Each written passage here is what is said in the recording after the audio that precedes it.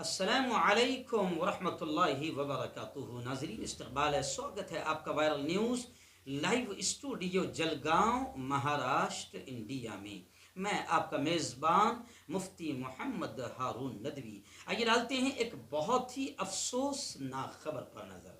जी हाँ नाज़रीन, मैं आपको बता दूं कि आज संडे है और हमारी ऑफिशियल छुट्टी होती है, लेकिन एक ऐसी अफसोसनाक खबर सुबह सुबह हमारे रिपोर्टर हाफिज़ अब्दुल हन्नान साहब ने शेगांव लोहारा के जो है उन्होंने बताई कि मुफ्ती साहब एक बड़ी अफसोसनाक खबर आई है उत्तर प्रदेश के शहर इलाहाबाद से। जी हाँ, ये वही इलाहाबाद है जिसका नाम योगी आदित्यनाथ ने बदल कर प्रयागराज रख दिया है। ये भी विकास का एक बहुत अच्छा पहलू है कि आप काम कुछ ना करो, नाम बदल दो। ये भी बहुत बड़ा विकास है, बहुत बड़ी तरक्की है जिसको करने में योगी आदित्यनाथ बड़े माहिर है। खैर, उनके लिए भी बड़ी शर्म की ये खबर है कि योगी आदित्यनाथ ने जिस शहर का नाम प्रयागराज रखा है, उस प्रयागराज से ये वाकया पेश आया है कि वहां पर जानसनगंज की एक मस्जिद है।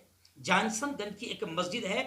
मस्जिद में 4 दिन पहले मौज़िन साहब का इंतकाल हो गया। बाद लोगों ने इमाम साहब बता रहे थे, लेकिन हमारे हाफिज अब्दुल हन्नान साहब ने काफ़ी मेहनत की और बाकायदा मस्जिद के सामने जो एक बोर्ड लगा था, भारत कोई दुकान का नाम था, वहां से बाकायदा उन्होंने मोबाइल नंबर उस बोर्ड पर से लिया और उस शख्स से भी बात की जिनकी मस्जिद के सामने दुकान है। ऐसे ही वहां मुफ्ती जाकिर साहब करके कोई है, उनसे भी बात की और पूरी तहकीक करने की कोशिश की।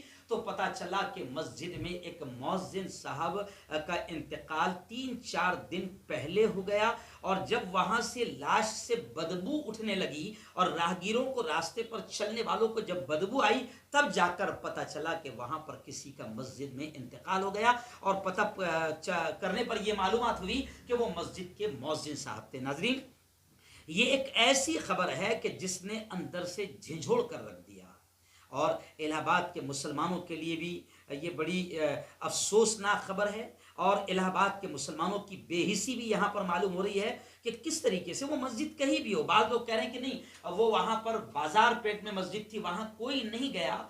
दोस्तों, आपको मालूम होगा कि आज से 3 दिन पहले मैंने स्पेशली ये खबर बनाया था कि मस्जिद के इमाम, मस्जिद के मौज़िन, कुरान के पढ़ाने वाले उलमा, ये वो लोग हैं जिनकी इज्जत नफ्स होती है, बड़े खुददार होते हैं। अगर इनके घर में फाका भी पड़ जाए तो ये हाथ नहीं फैलाएंगे, ये भीख नहीं मांगेंगे, ये आपके सामने जबान से इजहार नहीं करेंगे कि घर में फाके चल रहे हैं, ये क्या चल रहा है। तो मैंने 3 दिन पहले कहा था कि इनका ख्याल कौन रखेगा। मुझे खुशी इस बात की कि जालना शहर हो या औरंगाबाद शहर हो, ऐसे ही और 2-3 शहरों से मेरे पास में खबर आई है कि बाकायदा कुछ लोगों ने मस्जिद के इमाम और मौज़िन को पूरे महीने भर का राशन और 10-10 हज़ार रुपये और ईद से पहले उनको कपड़े का भी इंतज़ाम किया। बहुत अच्छी बात। लेकिन इस खबर ने मुझे पूरी तरीके से झिझोड़ कर रख दिया है कि आज भी हमारी कौम की बेहिसी का आलम क्या है, आज भी हमारी कौम की बेगैरती का आलम क्या है। कितनी बेगैरत और बेशरम है कि लॉकडाउन में ये अपने घरों में अपने बच्चों के साथ मगन हैं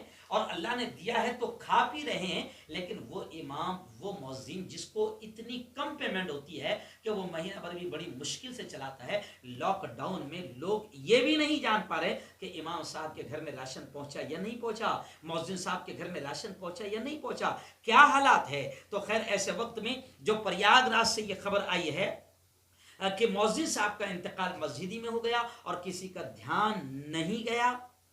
जब हमारे रिपोर्टर हाफिज अब्दुल हन्नान ने बताया कि उस इलाके को शायद घंटा घर इलाका कहते हैं, बाजार और मार्केट का एरिया है, लॉकडाउन की वजह से वहां पर कोई नहीं जा रहा था। लेकिन इसका मतलब ये नहीं है कि जब वहां मस्जिद है तो कुछ लोगों का एक फर्ज बनता है कि मस्जिद में मौज़िन का क्या हाल है, इमाम का क्या हाल है। ये खबर ने मुझे अंदर से झिझोड़ कर रख दिया और मैं घर से फौरन मेरे ऑफिस चला आया कि इस खबर को बना दूं। मैं तमाम मुसलमानों से ये अपील करूंगा कि अल्लाह के वास्ते, खुदा के वास्ते, पहले तो तुम इतना मौज़िन को नहीं देते हो, इतना इमाम को नहीं देते हो कि अगर 2 महीना उसको पेमेंट न मिले तो उसका घर चल जाए।